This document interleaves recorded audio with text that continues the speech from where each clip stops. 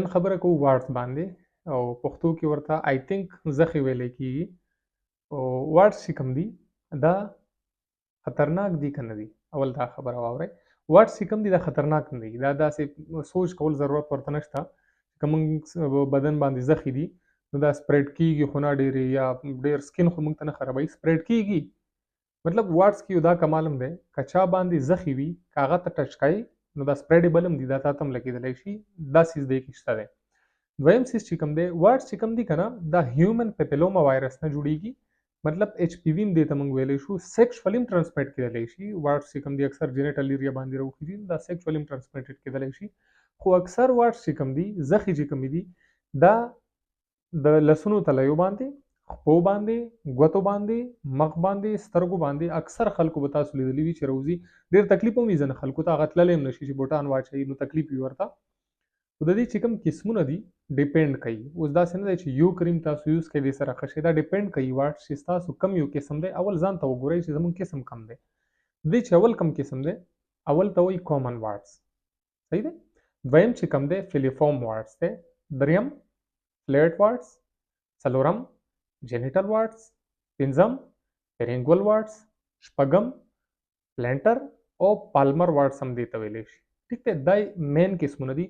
حالانکه که دا تاسو وګورئ نو د دې 40-50 نه هم زیات قسمونه دي که نه، 40-50 نه هم د دې زیات قسمونه دي. خو دا مین دي چې تقریبا 78% خلکو ته دا مین چې کوم ټایپس دي دا ورته کېږي. د دې ریموول اوس څه پروسس دی چې موږ ختم څنګه کوو کریم سره یا څه.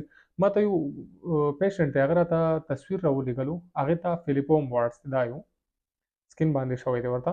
نو هغه ما ته وویل چې زه لاړم، یو ملګري راته وویل چې یاره د ایکني چې کوم کریم دي دا ورته یوز کړه، دا ډېر ښه کار کوي. دا د ایکني کار نه دی، دا ایکني نه دي، دا واټس دي. پوه شوې؟ نو واټس چریم کېدلی هم شي چې کریم سره اکثر داسې کریم شته دي چې هغې سره لر شي، خو نه لر کېږي. دا کریمو کار نه دی. دې خامخا ډاکټر ته به ځان ښایي. واټس چې کوم دي د دې چې کوم پروسیجر دی میډیکل پروسیجر دی هغې ته کوټري ورته وایي، یو لیزر تھراپي دی که نه هغه ورته کېږي او ریډیو فریکوینسي سره اکثر لر کوي. او پولز دی چې کوم لیزر تھراپي دی دې سره ډېر ښکلي لرې کېږي. CO2 اکثر ډاکټران دې ته کوي. خو که تاسو چېرته هم کریم سره دا لر کوئ ټیک دی، اوس به زه کریم هم ښیم خو اکثر به څه شی شي هغه سر به د دې لر شي نو د دې چې کوم اتخه دی هغه به پاتې وي. نو چې سر لر شي اتخه پاتې شي نو میاشته پس به څه کېږي دا به بیا راځي، بیا ختم شي دا به بیا راځي. دا یو هغه پرمننټ سلوشن نه دی چې تاسو کریم د دې دپاره یوز کوئ نو هغه سره لر شي، د هغه سره نه لر کېږي. اکثر خلک یې خونې کې کټ کوي، نو کور کې دا مه کټ کوئ، دې نه انفیکشن هم جوړېدلی شي، دا بیا خطرناک کېدلی هم شي. دا دومره خطرناک شی نه دی خو خپله یې مه خطرناکوئ. ډاکټر ته چې کله ورشئ دا د یو پروسیجر وي، دا سوځئ پښې نه، خو اکثر 1 نه 2 کالو پورې دا اخیستلی شي چې دا ځای ریکور کېږي ټوټل، خو پوره ریکور کېږي.